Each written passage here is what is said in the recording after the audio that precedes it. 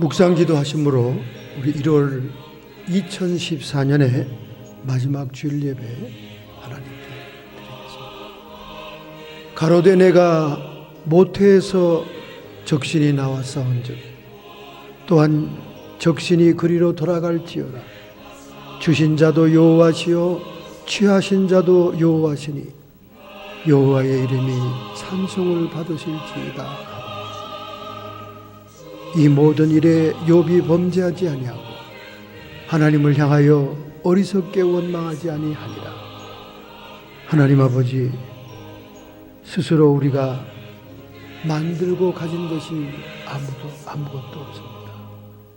오직 저에게 주어진 것은 은혜요, 하나님의 창조요, 하나님의 선물입니다. 이 시간 저희들이 새해를 시작하여 마지막 주일을 맞이하며 성삼위 하나님을 감사 감격하여 예배할 때 하나님이 찾으시는 영적인 예배, 신령과 진정의 예배가 되게 하옵소서. 존귀와 영광이 세세무궁토록 성부와 성자와 성령님께 있을지어다. 아멘.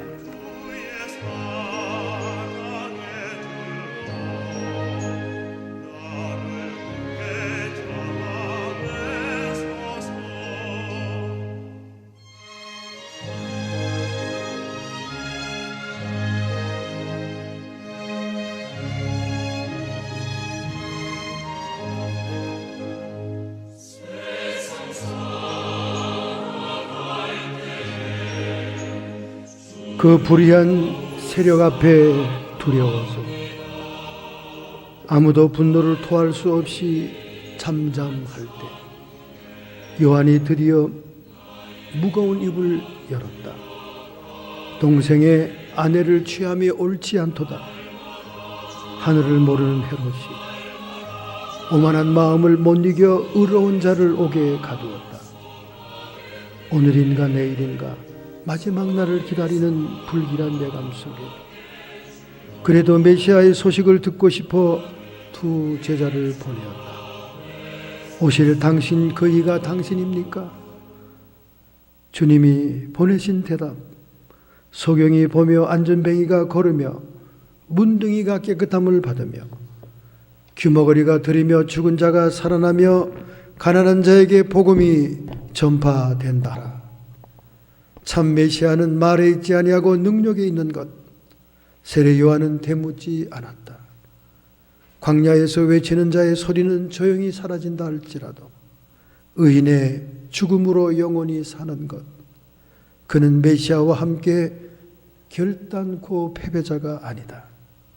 하나님 아버지, 우리의 믿음의 선조들, 오늘 우리의 믿음이 있게 한 하나님의 종들을 기억하며 저희들이 스스로 저희들을 감찰합니다. 저희들에게는 아무것도 내세울 것이 없고 공로가 없사오니 오늘 우리의 부족과 잘못 있는 그 모습대로 주님 받아주셔서 우리의 죄악과 허물과 모든 장애들을 용서하여 주옵소서. 어린 양 예수의 피를 의지하여 참회의 기도를 드렸사옵나이다. 아멘. 여러분과 저의 모든 죄악이 성부와 성자와 성령의 이름으로 사해졌음을 선언합니다. 아멘.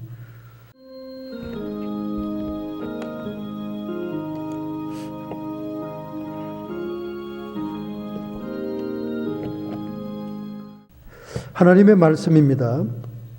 구약성경 1079 예레미야 18장 1절부터 12절과 19장 1절부터 15절의 말씀 두 군데를 봉독하겠습니다. 함께 통독으로 봉독하겠습니다. 여호와께로부터 예레미야에게 임한 말씀이 가라사대 너는 일어나 토기장이의 집으로 내려가라.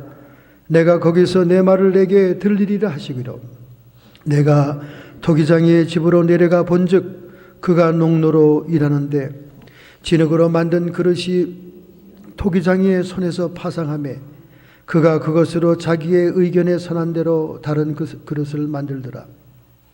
때에 여호와의 말씀이 내가 임하여 가라사대 나 여호와가 이르노라. 이스라엘 족속아 이 토기장이 하는 것 같이 내가 능히 너희에게 행하지 못하겠느냐? 이스라엘 족속아, 진흙이 토기장의 손에 있음같이 너희가 내 손에 있느니라. 내가 언제든지 어느 민족이나 국가를 뽑거나 파하거나 멸하리라고 한다고 하자. 만일 나의 말한 이 민족이 그 악에서 돌이키면 내가 그에게 내리기로 생각하던 재앙에 대하여 뜻을 돌이키겠고, 내가 언제든지 어느 민족이나 국가가 건설하거나 심으리라 한다고 하자. 만일 그들이 나보기에 악한 것을 행하여 내 목소리를 청종치 아니하면 내가 그에게 유익해 하리라 한 선에 대하여 뜻을 돌이키리라. 그러므로 이제 너는 유다 사람들과 예루살렘 거민들에게 말하여 이르기를, 여호와의 말씀에 보라, 내가 너희에게 재앙을 내리며 계책을 베풀어 너희를 치료하노니 너희는 각기 악한 길에서 돌이키며 너희의 길과 행위를 선하게 하라 하셨다 하라. 그러나 그들이 말하기를 이는 헛된 말이라. 우리는 우리의 도모대로 행하며 우리는 각기 악한 마음에 강박한 대로 행하리라 하느니라. 한 장 들쳐서 19장 1절부터 15절의 말씀 통독하겠습니다. 너희가 내 손에 있느니라 하는 제목의 말씀으로 19장 1절부터 15절의 말씀 1080입니다. 여호와께서 이같이 말씀하시되, 가서 토기장이의 오지병을 사고 백성의 어른들과 제사장 어른 몇을 데리고 하시드문 어기 곁에 있는 흰놈의 아들의 골짜기로 가서 거기서 내게 내일에 이런 말을 선포하여 이르기를, 너희 유다 왕들과 예루살렘 거민아, 여호와의 말씀을 들으라. 만군의 여호와 이스라엘 하나님이 이같이 말씀하시되, 보라, 내가 이곳에 재앙을 내릴 것이라. 무릇 그것을 듣는 자의 귀가 진동하리니 이는 그들이 나를 버리고 이것을 불기롭게 하며 이곳에서 자기와 자기 열조와 유다 왕들의 알지 못하던 다른 신들에게 분향하며 무지한 자의 피로 이곳에 채웠음이며, 또 그들이 바알을 위하여 신당을 건축하고 자기 아들들을 바알의 번제를 불살라 드렸나니 이는 내가 명하거나 말하거나 뜻한 바가 아니니라. 그러므로 나 여호와가 말하노라. 보라, 다시는 이곳을 도벳이나 흰놈의 아들 골짜기라 칭하지 아니하고 살육의 골짜기라 칭하는 날이 이를 것이라. 내가 이곳에 유다와 예루살렘의 모계를 무엇케 하며 그들로 그 대적압과 생명을 찾는 자의 손에 칼에 엎드러지게 하고 그 시체를 공중의 새와 땅의 짐승의 밥이 되게 하며 이성으로 놀람과 모욕거리가 되게 하리니 그 모든 재앙을 인하여 지나는 자마다 놀라며 모욕할 것이며, 그들이 그 대적에 그들의 생명을 찾는 자들에게 둘러싸여 곤핍을 당할 때 내가 그들로 그 아들의 고기 딸의 고기를 먹게 하고 또 각기 친구의 고기를 먹게 하리라 하셨다 하고, 너는 함께 가는 자의 목전에서 그 오지병을 깨뜨리고 그들에게 이르기를, 만군의 여호와께서 이같이 말씀하시되, 사람이 토기장의 그릇을 한번 깨뜨리면 다시 완전하게 할 수 없나니 이와 같이 내가 이 백성의 이성을 파하리니 그들을 매장할 자리가 없도록 도벳에 장사하리라. 나 여호와가 말하노라. 내가 이곳과 그 중 거민에 이같이 행하여 이성으로 도벳 같게 할 것이라. 예루살렘의 집들과 유다의 왕들의 집들 곧 그 집들 그 집 위에서 하늘의 만상에 분향하고 다른 신들에게 전제를 부음으로 더러워졌은즉 도벳의 땅처럼 되리라 하셨다 하리라. 예레미야가 여호와께서 자기를 보내사 예언하게 하신 도벳에 돌아와 여호와의 집들에 서서 모든 백성에게 말하되, 만군의 여호와 이스라엘 하나님이 말씀하시되, 보라, 내가 이 성에 대하여 선언한 모든 재앙이 성과 그 모든 전락에 내리리니 이는 그 목을 곧게 하여 내 말을 듣지 아니하였다 하셨다 하라. 아멘.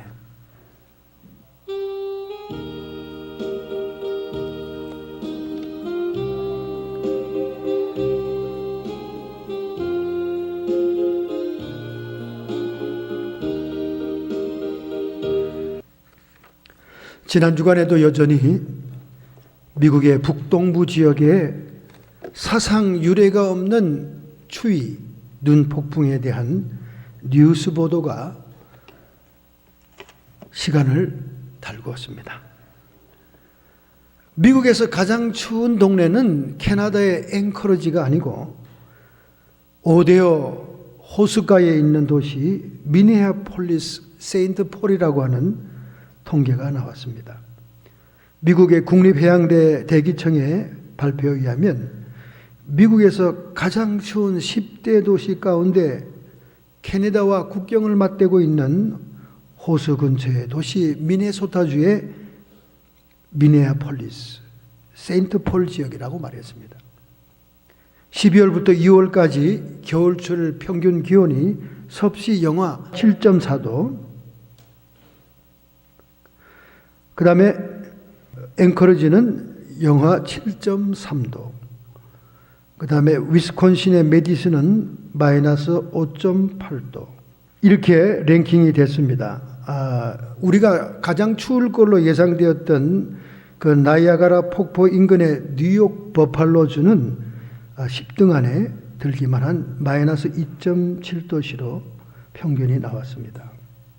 여러분과 저는 이렇게 기후가 좋은 동네에 사는 것을 항상 감사해야 됩니다. 그런데 문제는 동부의 사람들이 여기에 와보면 너무나 슬로우라는 거예요. 너무나 루즈하다는 겁니다. 동부에는 핸드백을 앞에다 차고 힘차게 정신없이 빨리 걸어가야 됩니다. 얼마나들 많이 걷고 그러는지 어떤 사람은 코피가 막 흘러오고 말이죠. 피곤하고 힘들어요. 제가 뉴욕주에 부흥회 갔다가 그 담임 목사님이 막 길거리에서 피 흘리는 걸 보고 제가 깜짝 놀랐습니다. 뭐 자동차가 있어도 자동차를 끌고 다닐 수가 없어요. 어디다 파킹해놓고 걸어 다녀야 됩니다. 전철 타고 다녀야 돼요. 너무들 피곤하게 살죠. 분주하게 삽니다. 서부는 릴렉스 하잖아요. 그래서 동부에 온 분들이 비즈니스를 보러 왔다가 가게 문들에 들어가는 사람의 숫자를 보고는 아니 저러고도 먹고 살아. 뉴욕 동네는 인파가 몰려다녀도 렌트비를 내니 못 내니 하는데 여기는 뭐 가물에 콩나듯이 하루에 한두 명 들락거리니까 기겁을 하고는 다 도망가 버립니다. 날씨가 좋아서 한번 정착해 보려고 그랬다가. 그런데 다 먹고 살아요. 다 먹고 삽니다. 우리같이 시골 동네 어쩌면 그렇게 비즈니스가 많습니까? 물론 5번 후리웨이와 99번 후리웨이 중간에 낀 도시니까 인랜드에는 수많은 촌락들이 사람들이 내려오고 이쪽 사람들도 지나가고 하는 스키장 지나가고 요세미티 지나가는 사람들이 들르면서 그런지 몰라도 조그만 동네에 얼마나 비즈니스가 많은지 몰라요. 같은 종류도 수도 없이 많습니다. 그러다 보니까 경쟁이 심하잖아요. 그러니까 얼마나 친절한지 모릅니다. 친절해요. 참 특이한 동네죠. 여러분, 우리 신앙도 해이해질까 봐 두렵습니다. 서부에 사는 사람들의 신앙과 동부에 사는 사람의 신앙이 조금 수준이 틀려요. 그 수준이 어떤 정도의 수준인지 설교를 듣다 보면 알게 됩니다. 더군다나 이 미국은 벼락을 맞아도 생존율이 90%입니다. 제가 왜 벼락 얘기를 합니까? 이제 2017년이 되면 대종교개혁의 500주년이 됩니다. 그래서 마르틴 루터의 생가와 마르틴 루터가 종교개혁을 시발했던 비텐베르크 교회와 주변 도시들을 완전히 관광화하기 위해서 새로 개발하고 단장하고 있습니다. 외모만 단장하는 것이 아니라 이 500주년을 통해 다시 새로운 세계적인 종교개혁이 일어나자. 이런 각오들을 지금 루터교회를 중심해서 하고 있는데 벼락하고 무슨 상관이 있습니까?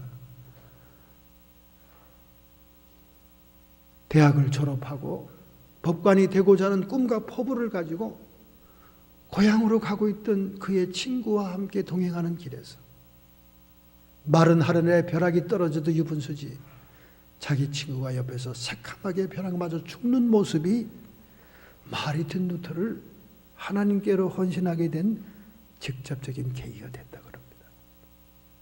그래서 제가 벼락 얘기를 하는 거예요. 미국에서는 벼락 맞아 죽을 퍼센트가 10%밖에 안 된다는 거예요. 왜냐하면 미국은 필요 시설이 잘 갖춰진 도시 설계가 되어 있고 예방 교육을 강화해서 낙뢰에 대한 인식이 잘 되어 있고 그리고 응급 조치와 의료기술이 발달되어 있어서 벼락 맞아 죽는 사람은 10%에 불과하다는 거예요. 그럼 여러분 한국은 몇 프로인지 궁금하죠? 한국은 벼락 맞아 죽는 프로가 74%입니다. 벼락 맞았다면 거의 다 죽어요. 이건 뭐 미국에 오니까 벼락도 맞아 죽기 힘드네. 무속인들이 좋아하는 벼락 맞은 살구나무는 구하기가 힘들 겁니다. 벼락 맞은 살구나무가 얼마나 효험인지 여러분 아시죠? 여러분 한국에서 다 알죠? 미국에서는 찾아볼 수가 없겠죠. 이렇게 벼락을 맞아도 죽지 않은 미국인이 여러분과 저의 신앙이 얼마나 해이해질 수 있냐 그 말이죠.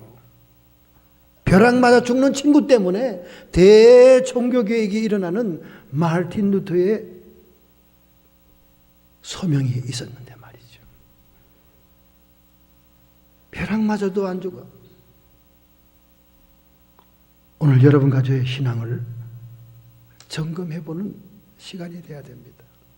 우리는 과연 긴장감을 가지고 정말 예수님을 잘 믿고 있는가? 목사님, 예수님을 한번 영접했으면 땡이지 뭘 바라세요? 여러분, 초대교회에서 예수님을 영접하는 수준과 지금 여러분과 제가 사형리를 따라다가 기도문을 따라해서 영접한 거하고는요, 디멘션, 차원이 달라요.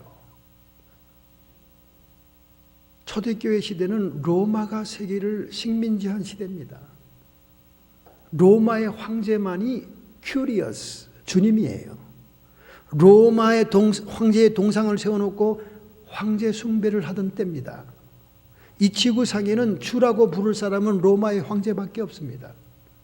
그런데 초대 기독교인들은 예수 그리스도를 큐리어스, 주인으로 고백을 했다고 말해요. 그러므로 주님을 영접하고 주님을 주님이라고 고백한다는 얘기는 이꼬로 뭐냐? 생명을 내놓겠다는 얘기입니다, 여러분. 죽겠다는 거예요. 오늘 여러분과 제가 단순히 영접합니다, 예수 믿고 복 받겠어요 하는 수준하고 초대교회 큐리어스라고 주님을 영접하고 나면 이제 목숨을 내놓아야 될 인생이고 지하 묘지에 들어가야 될 인생이 된다 그 말입니다. 근데 그 신앙이 어떻게 수준이 같을 수 있냐 그 말이죠. 저는 지난번에 기도원에 갔다가 큰 시험을 받고 왔습니다. 기도원에 강사로 다니는 목사가 시험을 받아왔습니다. 야, 그 예수 믿는 거 맞아 이거? 시험 받아왔어. 왜? 어떤 자매님이 더 간증을 하는데 이렇게 간증하다고. 목사님, 저는 11조를 할래도 렌트비가 안 나와요. 하나님이 보태줘야지 제가 11조 낼 돈이 없네요. 그러더라고요. 그러면 하나님이 축복을 줘서 렌트비도 넘치게 나오고, 지금은 불경이기 때문에 그러지만 호황을 맞았을 때 막 쏟아부어졌을 때는 뭘 했는데요? 그때는 11조 냈습니까? 지금 한국 교인들이나 선교단체나 많은 미국의 신실한 기독교인들은 10의 5조냐 10의 8조냐 10의 9조냐 11조만 내가 가져갔으냐 이러는 신앙을 가지고 살고 있는데,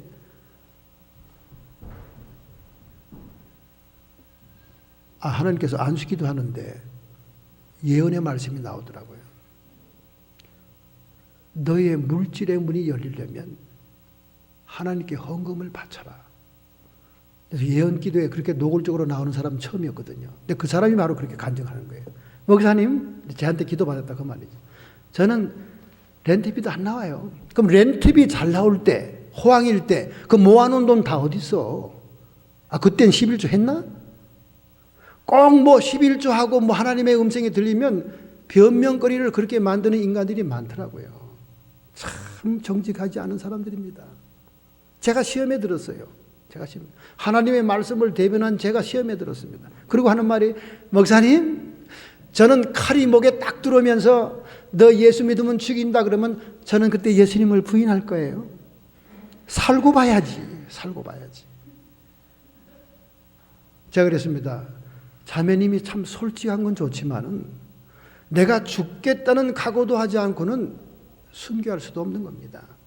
내가 비록 마지막 순간에 시험이 들고 미혹을 당해서 실수할지는 모르겠지만은 지금부터라도 순교적인 신앙을 준비해 놓지 않으면 하나님이 도와주지도 않는 겁니다. 지금부터 아예 배신하겠다고 의지의 결단을 내리고 있는데, 그러고는 평생을 예수를 믿었다고 하고 있으니 제가 그때 시험을 팍 들었습니다. 안 생겨요. 애인이 안 생기는 게 아니라 안 변해요. 안 변해. 평생을 교회 드나들고 평생을 능력 있는 주의 종들, 기도하는 종들의 말씀을 들었는데 안 변해요. 안 변해. 그러니 시험에 들어서 말이에요. 하나님, 제가 피 터지게 기도하고 피 터지게 말씀을 연구하고 피 터지게 복음을 증거한들 평생 교회 다녔다는 사람의 입에서 나오는 말이 칼 들으면 나 예수님 배신할 거예요. 살고 와야죠. 돈도로 보태줘야 돼요. 렌트비가 안 나와요. 그걸 신앙이라고 들고 다닙니까? 그 걸레조각 같은 그게 신앙이에요? 제가 두말하지 않고 그 자리에서 일어나가지고 차 시동을 켜고 새벽 2시에 집으로 돌아왔습니다. 더 이상 그런 분들하고 앉아서 간증을 듣고 신앙의 얘기를 교환할 가치가 없더라고요. 그것도 평생을 순복음 중앙교회에서부터 신앙생활을 시작해가지고 자기의 신앙은 열렬하고 뜨겁고 능력을 체험한 신앙이라고 그러면서 그러니 얼마나 제가 시험들 안 변해요. 안 생기는 게 아니라 안 변해. 수십 년 설교 들으면 뭐합니까? 수십 년 교회 마당을 밟으면 뭐해? 여러분과 저의 신앙이 어떠냐 그 말입니다. 벼락을 맞아도 안 죽는 이 미국 땅이니 겁나는 게 세상에 있겠습니까 여러분? 겁나는 게 없는데 신앙이 발전해요.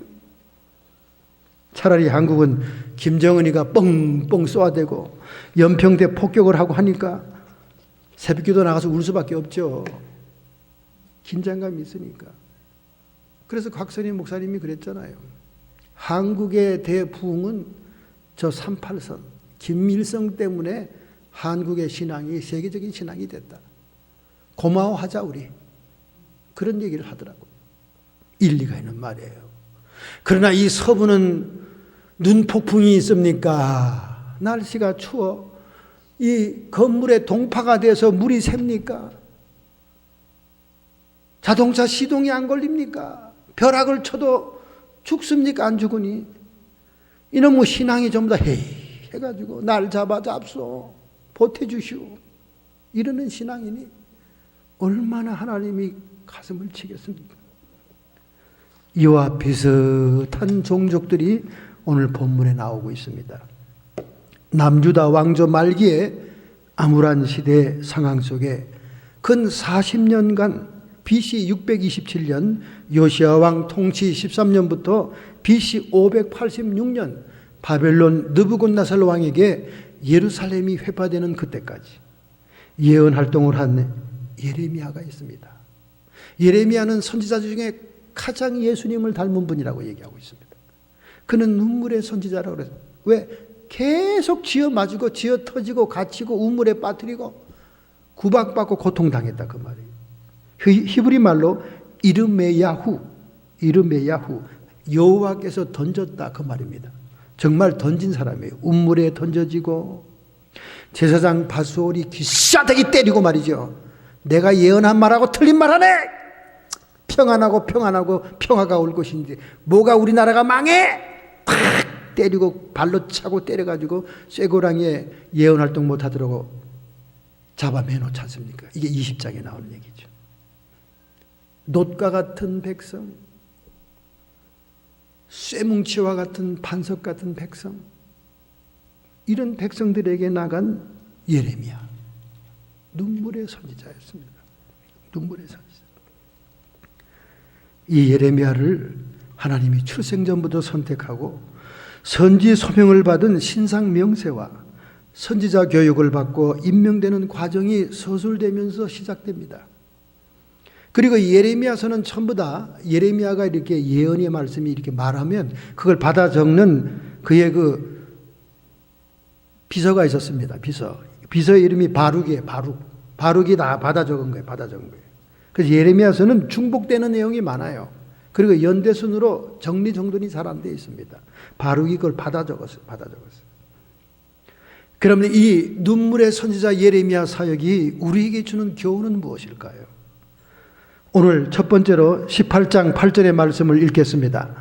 만일 나의 말한 그 민족이 그 악에서 돌이키면 내가 그에게 내리고를 생각하였던 재앙에 대하여 뜻을 돌이키겠고. 여러분, 첫 번째로 18장이 얘기하는 것은 하나님의 주권입니다. 토기장이의 집으로 내려가라 그랬어요. 토기장이가 올림대에서, 즉 농로에서 진흙을 개가지고 막 돌리잖아요. 발로 밟아가지고. 그래서 이 그릇을 이렇게 만들다가 자기 마음에 안 들면 그 진흙을 깨트려 버려요. 부드러운 진흙이니까. 그리고 다시 다른 그릇을 또 이렇게 만들잖아요. 토기장이가 자기가 원하는 대로 그릇을 만들듯이 하나님은 주권을 가지고 모든 나라의 흥망성쇠를 주관하는 자다, 그 말입니다. 할렐루야. 그래서 악을 행하다가도 하나님의 심판이 예언되었지만은 돌이키면 하나님이 재앙을 거두실 것이다, 그렇게 얘기하고 있는 거예요. 왜냐하면 언약의 대상자들의 책임을 묻는 거예요. 여러분과 저는 하나님이 고유한 자유의지를 주었습니다. 누구든지 자기가 선택할 권위가 있어요. 그 자기가 선택하고 자기가 붙들은 것에 대한 책임을 져야 된다, 그 말이에요. 하나님과 이스라엘 백성 간에는 언약, 메리트, 서로 묶은 하나님의 언약이 있었어요. 그 언약을 깨뜨린 책임을 강조하는 의미가 있는 것입니다. 하나님의 주권이 있고 백성의 책임이 있다, 그 말이에요. 이렇게 얘기하다 보니까 제가 옛날 장폴 사르트르가 한 얘기가 생각나네요. 장폴 사르트르는 프랑스의 유명한 노벨상 작가죠. 실존주의 작가입니다. Life is C between B and D. 사람의 생애라는 것은 C다. B와 D 사이에 있는 C다. 그렇게 유명한 말을 했습니다. 즉 그 말은 뭐냐? C는 choice를 얘기하는 거고, B는 birth를 얘기하는 거고, D는 death를 얘기하는 겁니다. 사람이라는 것은 탄생과 죽음 사이의 선택이다. 우리의 일생이라는 것은 탄생에서 죽음 사이의 선택에 의해서 결정되는 것이다. 그런 유명한 말을 했어요. 그렇기 때문에 여러분이 오늘날 어떠한 인생을 사는 것에 대한 선택은 여러분의 책임이고 여러분의 죄값이고 여러분의 선택인 것입니다. 누구에게도 그걸 탓하면 안 돼요. 많은 사람들은 자기에 대한 잘못된 선택을 자꾸 다른 사람에게서 찾으려고 그래요. 다른 사람에게서. 자기가 이렇게 잘못되어 온 인생과 선택이 다른 사람에게 문제가 있었다, 이렇게 자꾸 얘기합니다. 이거를 심리학적으로 자기 방어기제라고 그래요. 자기 방어기제. 우리 이옥경 집사님은 잘 알 거예요. 심리학에서 자기 방어기제라고 그래요. 이렇게 다른 사람에게 책임을 전가하는 거죠. 숨을 구멍을 하나쯤 만들어 놓는 거예요. 결코 여러분, 우리 인생, 나의 인생에 대한 책임은 나에게 있는 거예요. Life is C, choice between B, birth and D, death.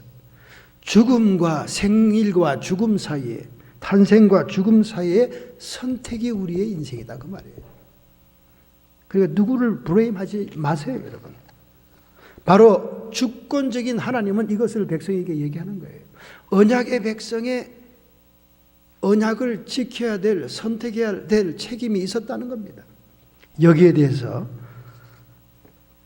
재앙을 내리고 심판을 내리고 징벌을 내릴 마음을 갖고 있었지만은 그들이 만약에 돌이키기만 한다면 하나님은 언제든지 다시 복으로 바꿀 수 있다는 거예요. 올림대에 진흙을 올려놓고 돌리던 토기장이가 자기가 마음에 들지 않아서 그 진흙을 깨트리지만은 다시 더 좋은 그릇으로 올림대에 돌려서 만들 수 있다, 그 말입니다. 할렐루야.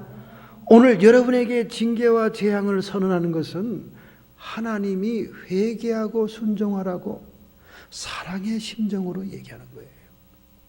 도적이 오는 것은 죽이고 도둑질하기 위해서, 멸망시키기 위해서 오는 것이지만은 예수 그리스도 하나님이 우리에게 오시는 것은 생명을 얻게 하되 더 풍성히 주시기 위해서. 할렐루야. 요한복음 10장 10절의 말씀이 아닙니까? 사탄이 우리에게 미혹하고 유혹할 때는 우리를 도둑질하고 죽이고 멸망, 영적인 죽음까지도 이끌지만 예수 그리스도와 하나님이 우리에게 오시는 것은 우리에게 생명을 주시되 더 풍성히 주시기 위해서 오신다는 거예요. 이 사랑의 하나님 앞에, 주권적인 하나님 앞에 우리는 순종할 수밖에 없는 것입니다. 할렐루야.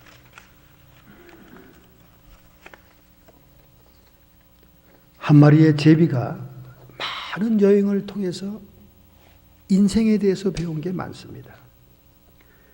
누구든지 많이 본 자는 많은 지식을 얻기 마련이죠. 이 제비는 조그만 폭풍을 타고 어느 동네에 내려와 가게 되겠습니다. 그런데 그 동네 농부가 삼나무 씨를 막 뿌리고 있는 거예요. 삼나무 씨. 그래서 주변에 있는 새들을 모아놓고 제비가 일장연설을 했습니다. 얘들아, 지금 저 농부가 뿌리고 있는 삼나무 씨를 너희들이 될 수 있으면 다 주워 먹어야 된다. 그것이 너에게 이롭단다. 왜냐하면 이 삼나무가 크면은 너희들을 잡는 연장이나 너희들을 잡을 그물을 만드는 거야. 그러니 너희들이 다른 콩이나 쌀을 주워 먹기 전에 이 삼나무 씨는 무조건 먹어야 돼. 그랬더니 조그만 새들이 막 깔깔대고 웃는 거예요.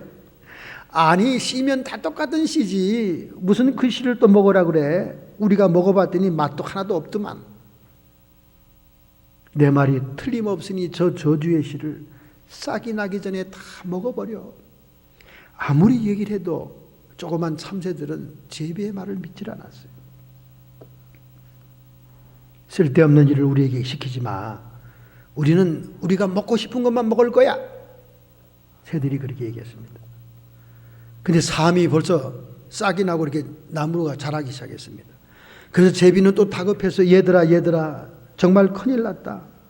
농부들이 저 나무가 자라면 저것으로 인해서 너희들을 잡는 그물망을 만든단다. 그러니 지금이라도 이파리를 쪼고 대를 쪼아서 더 이상 자라지 못하게 해라. 너희들이 그것이 다 자라면 너희들의 살 길은 벽구멍이나 암석 구멍에 숨는 길밖에 없다. 아무리 피 터지게 제비가 얘기를 해도 새들은 믿질 않았던 겁니다. 그러나 드디어 삼나무는 결실의 계절이 되었습니다.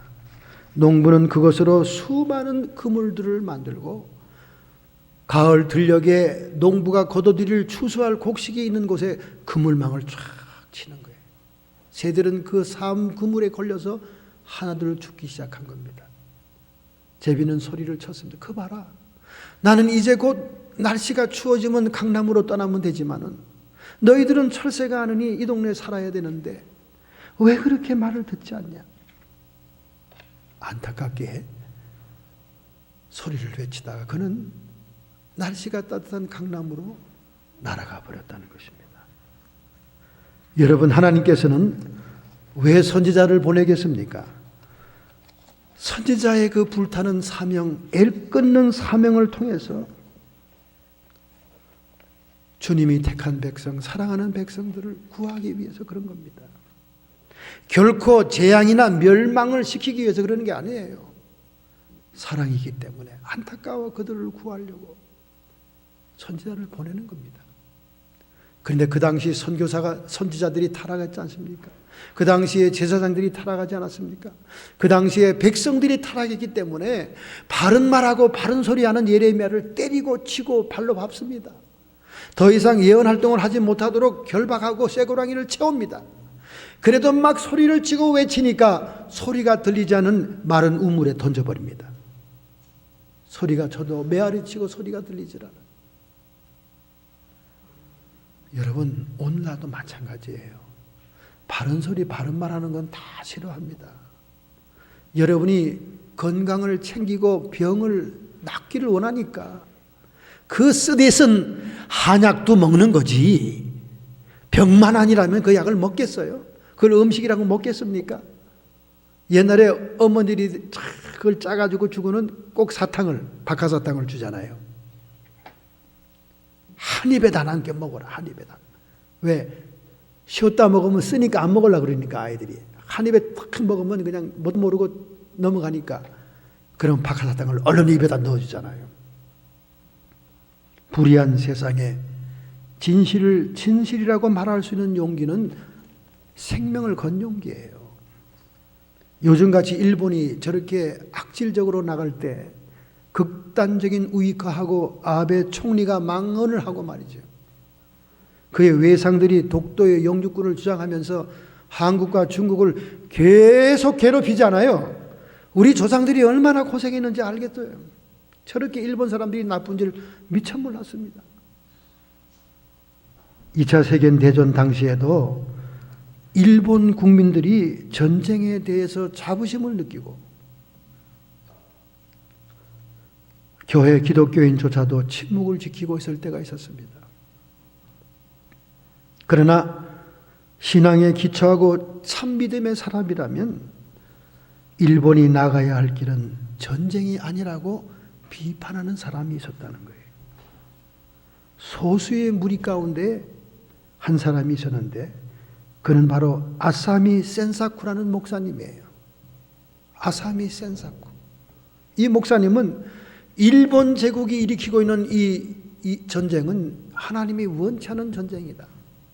너희들이 끝내 이 전쟁을 지속하면 하나님의 불심판이 임한다.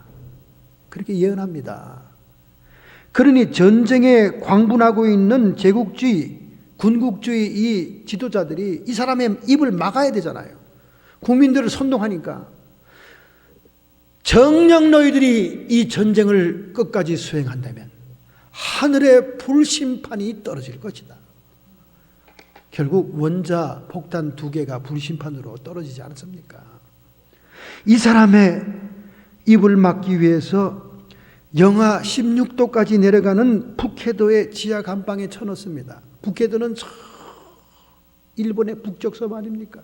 아무런 영향을 미칠 수 없고 사람도 찾아갈 수 없는 데입니다. 지독한 고문에도 자기의 신앙을 버리지 않아요. 불심판 받는다. 하나님이 말씀했다. 너희들이 저지르고 있는 전쟁은 무고한 피를 흘리는 하나님이 슬퍼하는 전쟁이다. 너희들이 전쟁을 그만두지 않으면 반드시 심판에 직면하게 된다. 그는 피를 토하듯이 지하 감방에서 소리를 쳤습니다. 그리고 제2차 세견이 끝나갈 무렵에 1945년 3월 그는 무죄 판결을 받고 옥에서 나옵니다. 여러분, 이렇게 하기가 쉽습니까? 모든 교회가, 모든 교인이 다 따라가는데 독일의 히틀러 시대도 마찬가지였어요. 교회들이 히틀러를 제2의 구세주로 환영했다니까요. 이제 앞으로는 저 그리스도가 오면 예수 그리스도처럼 숭앙할 시대가 온다니까요. 지금까지 여러분과 제가 이 나태하고 해이한 신앙으로 순교적인 신앙으로 나갈 사람이 손가락으로 꼽아 몇 명이나 되겠습니까? 이처럼 먹고 사는 문제에 급급해가지고 정신없이 뛰어다니는 분주한 우리들이 짐승의 표를 받지 않으면 사지도 팔지도 못하고 먹지도 못한다는데 그 우상에게 절하지 않을 사람이 누구 있겠습니까? 지금부터 내 칼 대면 나 예수님 배신할 거예요. 살고 봐야지 하는 준비된 신앙이니 오죽 그때는 배신을 잘하겠냐 그 말이에요. 여러분, 제가 강사로 가는 기도원에 가보니까 한심하죠? 그죠? 아유, 사람이 이렇게 적어. 한심하죠? 저는 그 적은 인원수를 보면서 자신을 자책합니다. 여러분, 거기 모아놓은 사람 하나하나는 다 사연이 있어요. 원장 목사님의 뜨거운 사랑으로 모셔다 놓은 사람들입니다. 부모님 대대로 신앙생활 잘하면서 교회를 섬기고 봉사했던 할머니, 치매에 걸려 우울증이 와서 치매에 걸렸습니다. 소외된 노인이에요. 목사님이 그 불쌍한 노인을 가서 라이드해 가지고 옵니다. 여러분은 지난해 하나님의 교회 영혼을 위해서 라이드한 사람이 있습니까?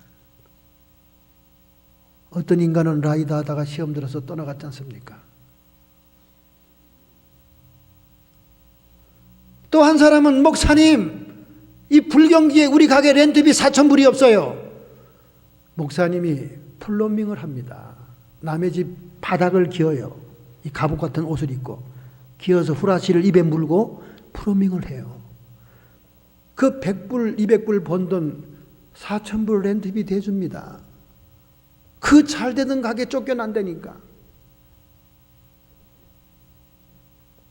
버클리 대학을 졸업하고 쌍둥이로 태어난 그의 누나는 구글에서 변호사로 엄청난 이름을 날리고 월급을 받고 있지만 이 아이는 이상한 신이 들려서 길거리를 헤매거든 불황아가 됐습니다.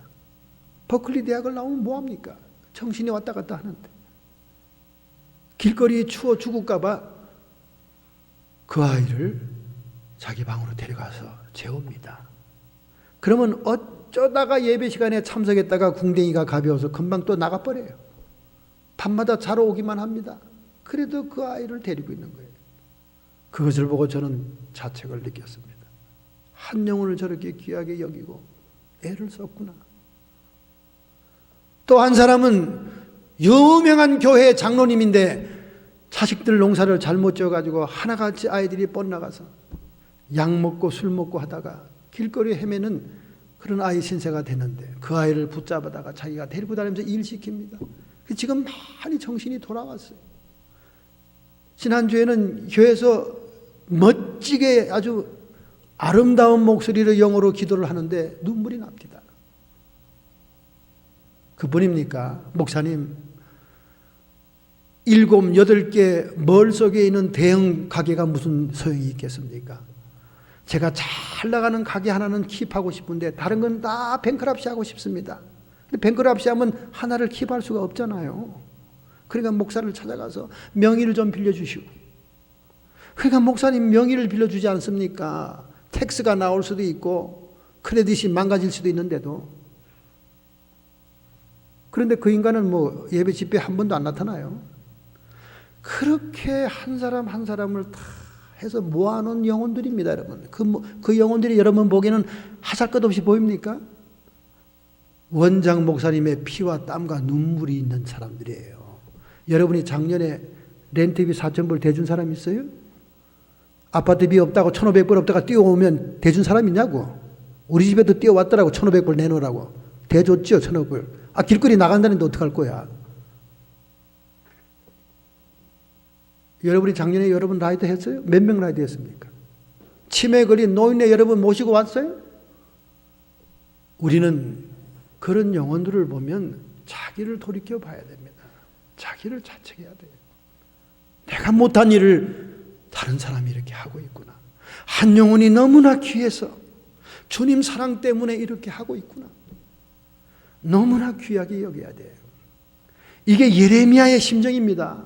발로 차고 강팍해서 들어주지 않고 무슨 심판이냐? 평하면 평하지. 잘 될 거예요. 앞으로 좋은 날이 올 겁니다. 여러분 앞으로 무슨 좋은 날이 와요? 세계 종말이 다가오고 있고 있지. 교회는 점점 핍박받을 것이고 음녀교회는 참교회를 환란에 빠뜨릴 것이고 여러분과 저는 신앙을 지키기 위해서 산동네로 도망가야 되고 해이변 여자교회 광야로 나가야 되고 적그리스도는 짐승의 표로 우리의 목숨을 뺏어가려고 위협하는 나쁜 세월만 기다리고 있는 거예요. 세월을 아껴라. 때가 악하니라.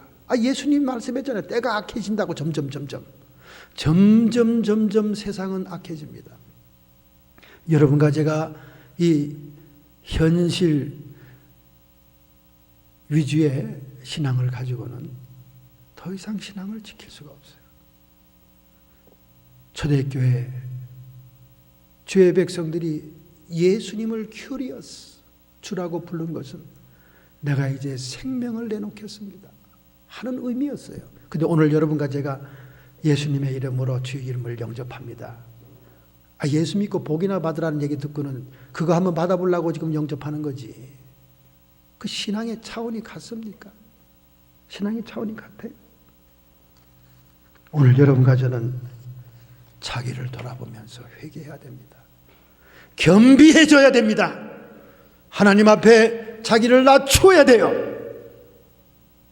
이 세상에 있던 이름과 명예와 부귀영화는 하나님 나라 진주문을 통과하면서 아무런 소용이 없어요. 아무런 소용이 없습니다. 이거 뭐 거저하는 목사님들의 관용업구라고 생각하지 마세요, 여러분. 이런 얘기 들을 날도 얼마 남지 않았어요. 제가 책을 보고 있는데 말이죠, 갑자기 사모방에서 어떤 여자가 통곡하는 소리가 들리더라고요. 통곡하는 소리가. 그래서 뭔 인터넷을 보나? 우리 사모가 인터넷을 서핑하다가 유튜브를 보다가 유튜브에 설교를 듣다가 어떤 여자가 막 울면서 얘기하는 걸 아유, 목사님 빨리 와보세요. 이거 큰일 났네. 이거 와보세요. 제가 뛰어가서 봤습니다. 이렇게 우리 사모는 입체적으로 저를 도와주고 있어요. 인터넷에서 설교 자료가 있으면 저를 불러서 참고하게 하고, 책도 사주고 건강음식도 먹여주고, 생활 경제 문제도 해결하고, 온갖 것을 입체적으로 다 목사가 주의 사명을 감당하도록 도와주고 있는데, 여러분은 사모에게 무슨 그렇게 불만이 많습니까? 전화 오면 노다지 받아서 상담하고 위로하고 충고의 말을 해주고 하는데 뭐 그렇게 사모에게 여러분 퍼진 게 있냐고. 저는 전화를 3분 이상 길게 받는 목사가 아닙니다. 기도는 길게 해줘도 사모 목이야 전부 다 얘기하는 게. 목사가 아니라서 무시하는 겁니까? 목사는 건들면 혼날까 봐 못하고 사모가 만만해 보여요? 이제 사모도 곧 목사가 될 겁니다. 미국 신학대학 다 나왔으니까 이제 논문만 쓰면 돼요.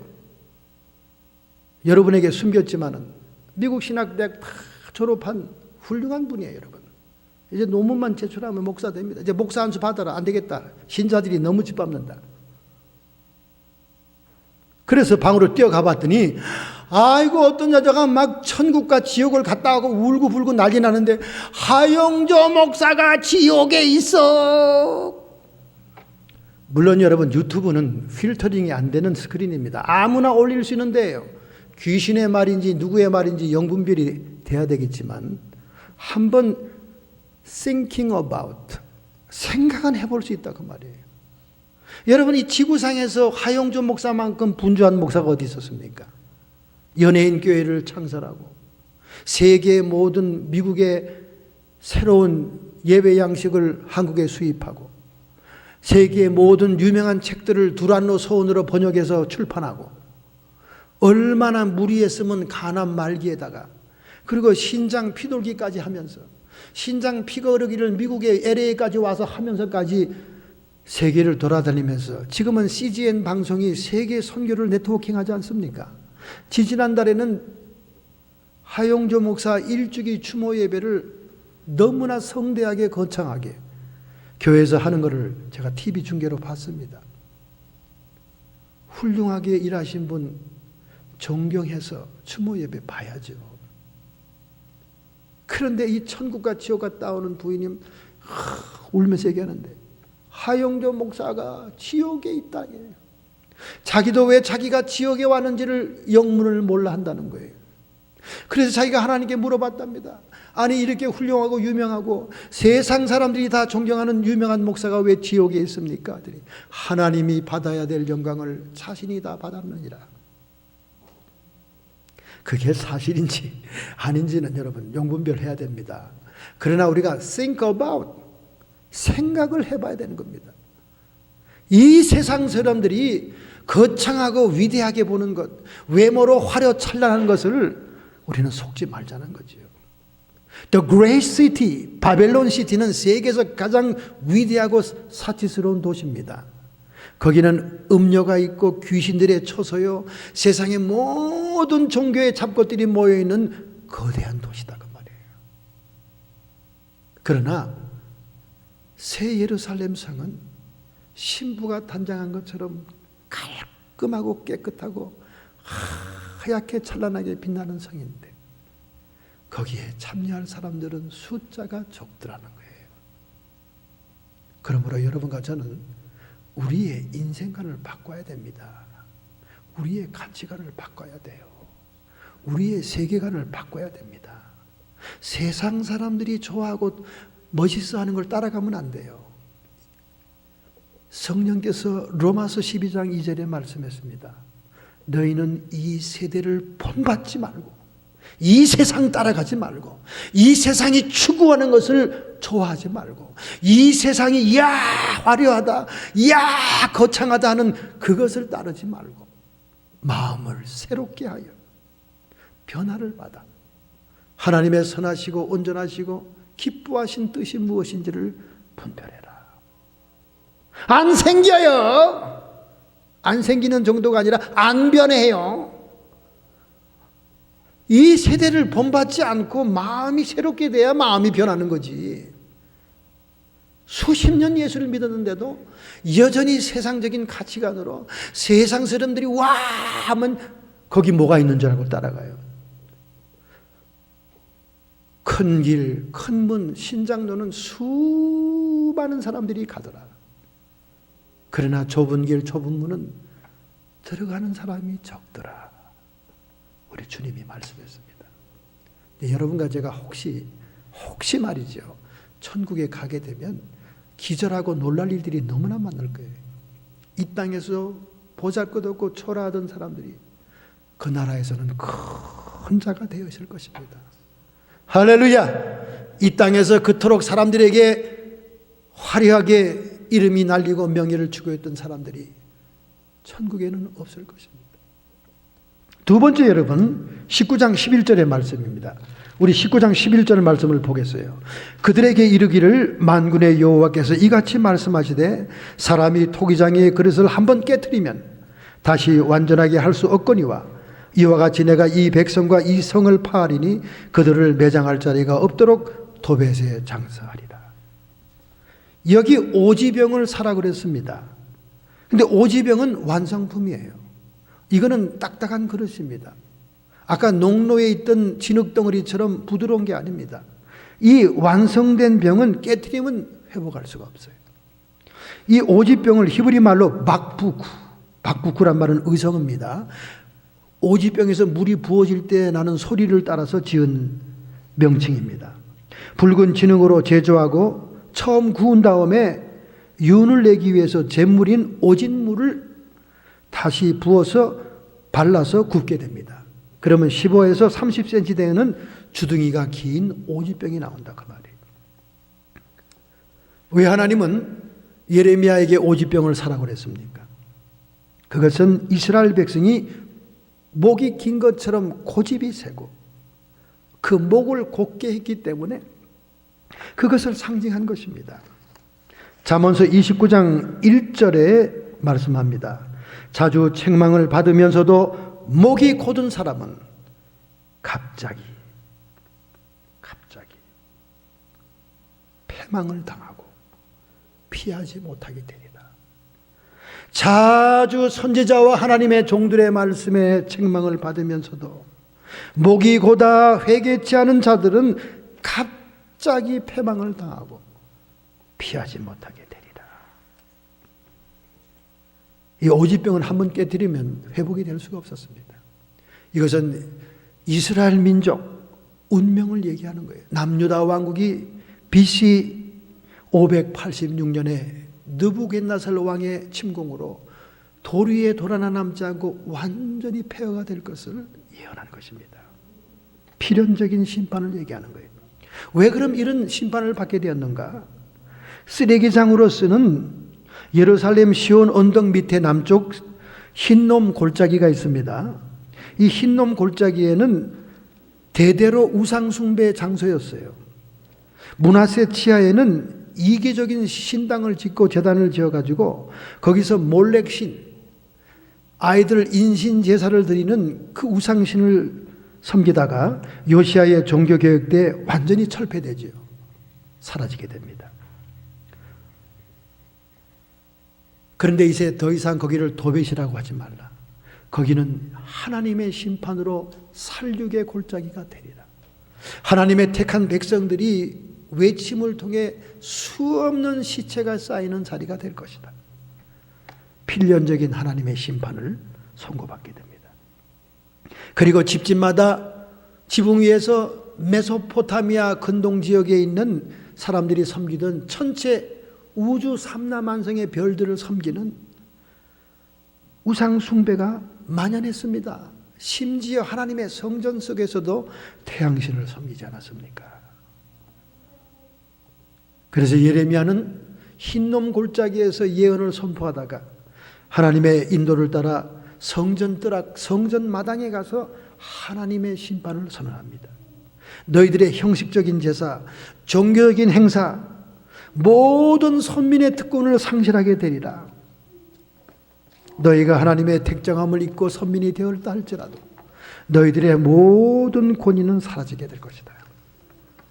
이 얘기를 들은 성전 관리자였던 제사장 바스홀이 예레미야를 확 끌어다가 뺨따기를 때리고 발로 차고 짓밟고 때립니다. 그리고는 쇠고랑이를 채워 감방에 가두죠. 왜 민심이 흉흉하고 이 민족이 동요하도록 심판을 선고하냐 그 말입니다. 다 잘 될 것인데, 평화로운데 뭐가 문제냐 너한테. 그래서 예레미야가 탄식하고 울면서 하나님께 기도합니다.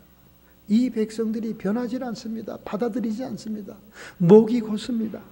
하나님 차라리 나를 죽여주세요. 내가 태어난 일을 저주합니다 하나님. 그러면서 그때 저주의 기도가 20장에 쫙 나옵니다. 여러분은 저주의 기도를 아주 듣기 싫어하니까 제가 20장을 인용하지 않은 거예요. 예레미야가 뭐라 그런지 아세요? 여자들은 다 과부가 되게 해주옵시고 장년들은 고치지 못할 질병에 들려 죽게 하게 해주시고 청년들은 전쟁에 나가 다 객사하게 해주옵시고 이 모든 도성은 폐허가 되게 해주옵소서. 중보기도를 합니다. 무서워요. 저는 이게 예레미야의 탄식이고 그냥 원망인 줄 알았더니 그게 아니고 하나님의 심정을 그대로 심령기도로 얘기를 한 것입니다. 할렐루야.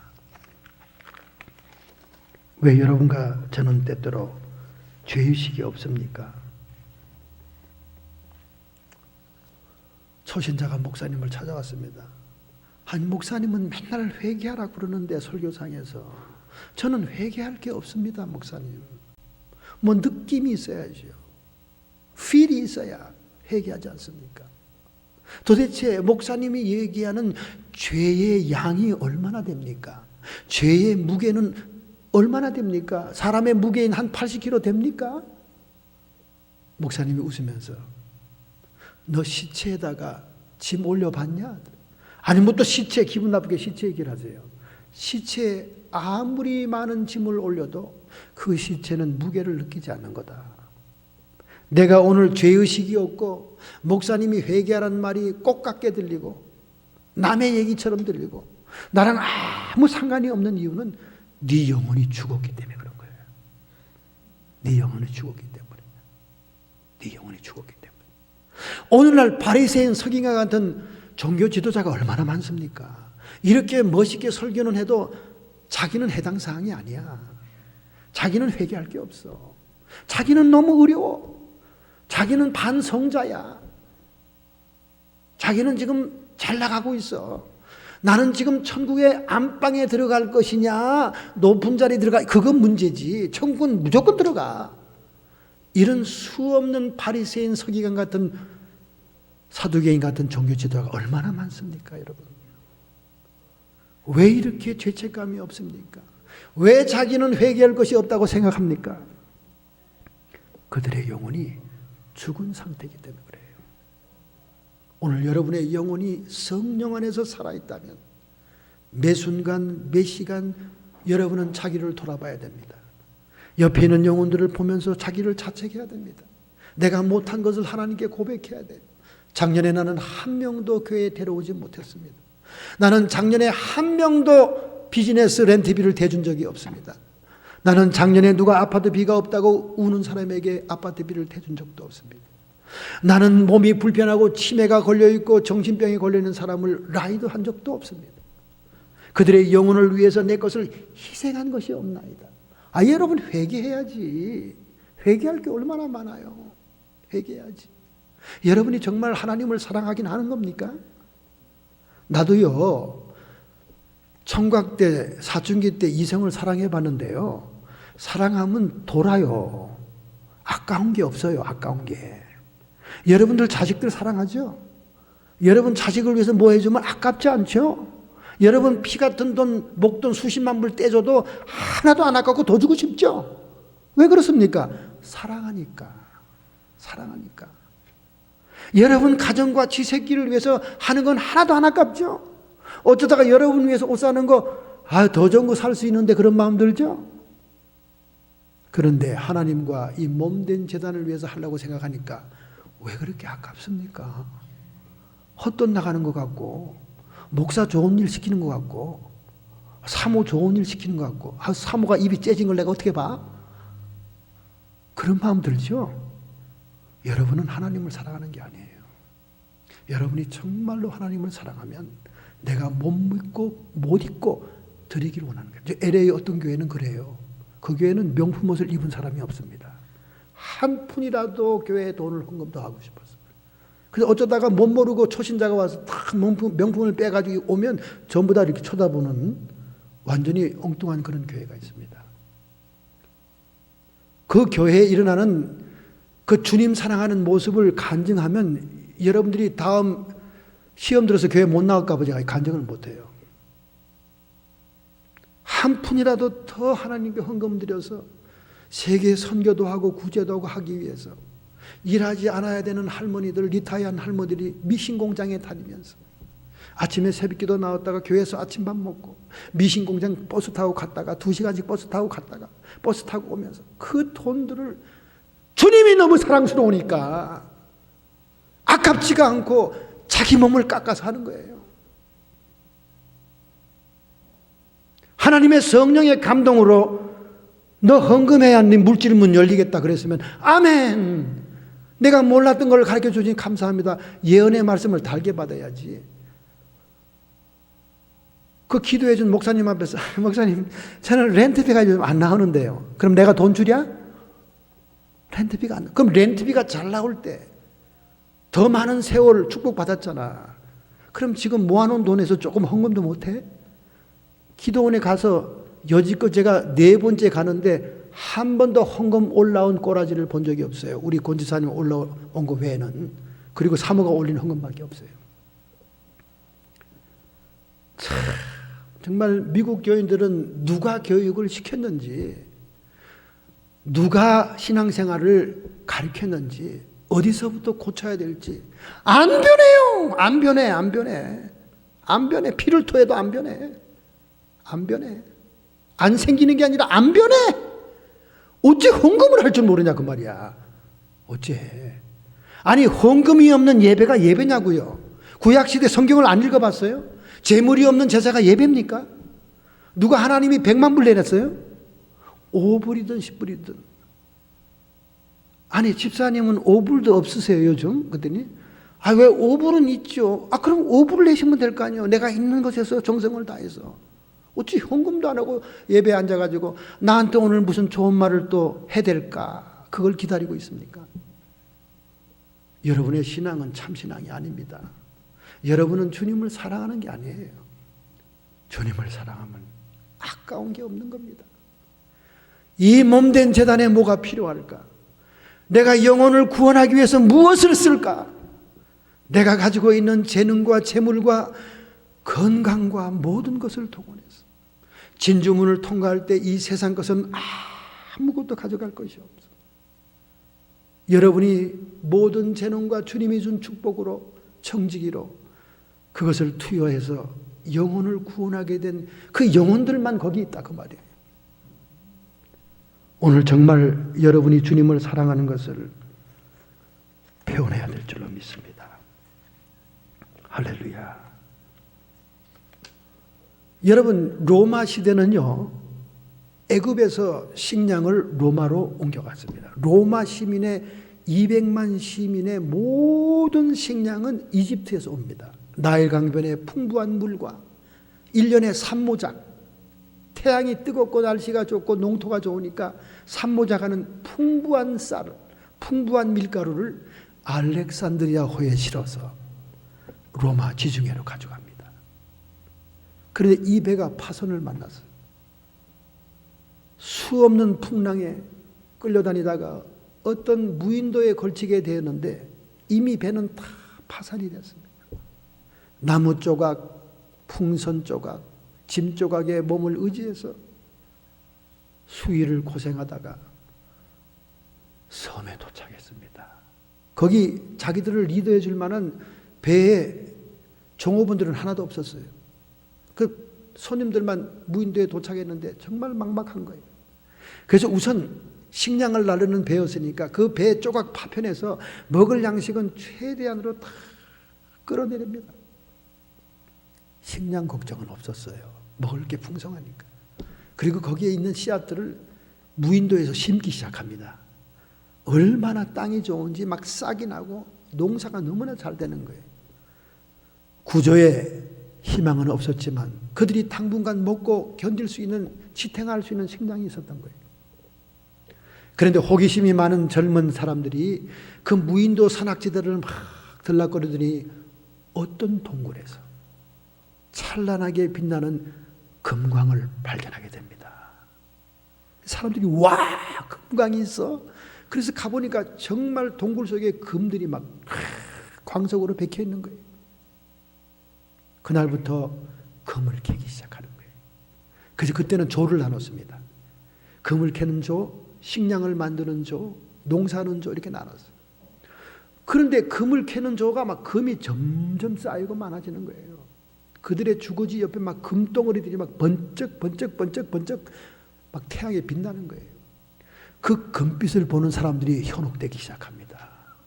이야, 이럴 게 아니라 이 무인도에서 무언가 건져서 언젠가 썸데이 우리를 구조하는 배가 오게 되면 우리는 이 지구상에 더할 나위 없는 갑부가 될 것이다. 그래서 점점 식량 농사 짓는 것은 시들하고 하나같이 전부 다 금 캐는 일에 몰두하게 되는 거예요. 그러나 식량은 곧 바닥이 났습니다. 그들은 식량이 떨어지고 금을 캘 만한 기력이 사라지기 시작합니다. 자기가 살고 있는 주변은 완전히 금으로 저마다 자기 금을 지키느라고 정신이 없습니다. 그런데 먹지 못하고 굶주리는 사람들의 눈에는 시야가 어른거리면서 금빛만 어른거리는 거예요. 식량이 떨어지자 서로 죽이기 시작하고 더 이상 금을 캘 수가 없었습니다. 여러분, 굶주림 앞에 찬란하게 빛나는 그 금덩어리들이 무슨 소용이 있었습니까? 이렇게 무지몽매하고 지혜 없는 인간들입니다. 여러분과 제가 가장 이 지상에서 소중하게 생각하는 금. CNN 방송에서 얘기가 나오더라고요. 미국의 부채가 이제 하늘 천장에 닿았다는 거예요. 그러니 이제 달러 지폐가 그 가치가 폭락할 날이 코앞에 닥쳤다는 거예요. 금덩어리 저장하라고 천전하더라고, CNN에서. 그러면서 금덩어리 금으로 된 주화 한 개에 뭐 176불이래나?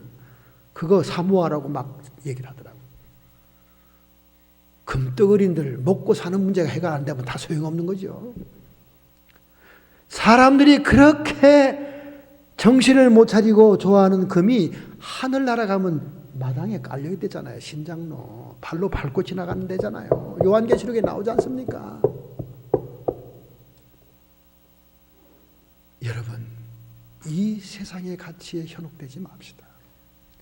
우리의 우선순위는 하나님의 나라와 의입니다. 영광의 나라의 것을 구해야 될 줄로 믿습니다. 금년 한 해 1월달이 다 지나가고 있습니다. 이제 이달을 비롯해 이 해에 그리고 앞은 우리의 남은 생에 정말로 하나님을 사랑함으로 큐리어스, 내가 주님을 주님으로 고백할 때는 내 생명을 내놓을 각오를 한 초대교회 신앙인들처럼 내가 주님을 사랑하기 때문에 내 것을 희생해도 아무것도 아까운 것이 없습니다. 요즘은 유행하는 말로 아주 목사들의 기분을 좋게 하는 인간들이 있습니다. 아유, 목사님, 반갑습니다. 아유, 소식이 뜸했어요, 목사님. 목사님은 나의 멘토십니다. 멘토라는 것은 이제 모범이 된다, 그 말은 뜻이다. 요즘 유행하는 말이에요. 제가 딱 정색을 하고 이렇게, 난 당신의 멘토가 되기 싫습니다. 아, 또 왜 그러세요, 목사님? 또 마음을 좀 여세요. 난 당신 같은 멘티를 둔 적이 없습니다. 아, 왜 그러세요? 내가 멘토라면 당신은 예수 빨갱이여야 되는데, 당신은 지금 세상에서 할 일 다 하고 있잖아. 간통하고 음란한 짓 하고, 술 처먹고 마약 처먹고, 돈 때문에 도박장에 가서 죽치고 앉아있고. 그게 무슨 내가 당신의 멘토요. 내가 당신의 멘토라면 당신은 예수 빨갱이여야 돼. 십자가를 위해서 자기를 던지는 사람이 돼야지 내가 멘토지. 사도 바울이 오죽 답답하면 나를 본받는 자가 되라, 이런 말을 했겠냐. 오늘 십자가의 흔적이 없고 희생이 없는 성도들은 주님을 사랑하지도 않고 믿음도 없는 거예요, 여러분. 제발 자기를 너무 과대평가하지 마세요. 너무 이 해이한 미국 교회 목사들이 당신들 괜찮은 사람들이라, 잘났다 잘났어, 고생들 많아, 열심히 일하고 있어, 달라 때문에 고생하고 있지, 그래, 잘한다. 그래서 꼬다는 보리자루처럼 갖다 놓으니까 자신들이 뭐 대단한 신앙인인 줄 알고 착각하고 있는 거예요. 예레미야가 저주의 기도를 퍼부을 만한 그런 상태임을 우리가 깨닫고 하나님 앞에 회개하고 겸비해야 됩니다. 회개만이 천국에 들어가는 길이에요. 할렐루야. 이런 마음으로 결단하고 결심합시다. 여러분의 가슴에 손을 대기 바랍니다. 여러분의 아픈 부위 상처에 손을 대기 바랍니다. 여러분의 마음의 상처에 손을 대기 바랍니다. 하나님, 정말 저희들이 하나님을 사랑하긴 사랑하는 것입니까? 내 자식과 내 가정과 나를 위해서는 아까운 것이 없습니다. 주님을 사랑한다고 입으로 고백하지만 사실은 나를 사랑하고 있는 것이 아닙니까? 내가 우상이고 내 가정이 우상이고 내 자식이 우상이 되지 않았습니까? 하나님, 나를 고쳐주시옵소서. 오늘 내 자신을 가책하고 하나님 앞에 겸비되기를 원합니다. 정말 주님을 사랑함으로 아까운 것이 없게 해주시옵시고 예수 빨갱이 되게 해주셔서 십자가의 흔적, 피 흘림의 흔적이 저희들이 있게 해주옵소서. 이 상태로는 점점 악해지고 교회를 비박하는 종말에 영혼을 살릴 만한 신자가 없겠습니다. 하나님, 오늘 저희들의 회개를 받아 주옵소서. 나태하고 내 중심대로 살아왔던 신앙생활을 회개합니다. 저를 깨트려 주시옵소서. 내가 나를 깨트리지 않으면 오지병을 깨트리듯이 우리는 심판받고 말 것입니다. 오늘 자책하며 주님 앞에 겸비 머리를 숙인 저희들을 붙잡아 주시옵소서. 주님의 피 묻은 손으로 안수해 주시옵소서. 우리의 결단에 하나님의 능력을 부어 주시옵소서. 성도의 육체와 정신의 역사는 모든 질병들은 그 묶음을 풀고 쫓김을 받아라. 모든 고통이 사라질지어다. 하나님, 이 건강으로 하나님의 나라 의를 구하겠습니다.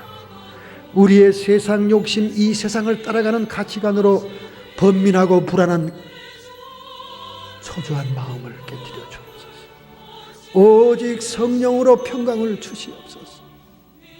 악한 마귀 사탄 귀신의 세력들은 육신의 정욕, 안목의 정욕으로, 이생의 자랑으로, 육신의 정욕 우리의 세계관이요, 안목의 정욕은 가치관이요, 이생의 자랑으로 허송세월하지 않고 하나님의 영광을 구하는 저희들 되게 해 주옵소서.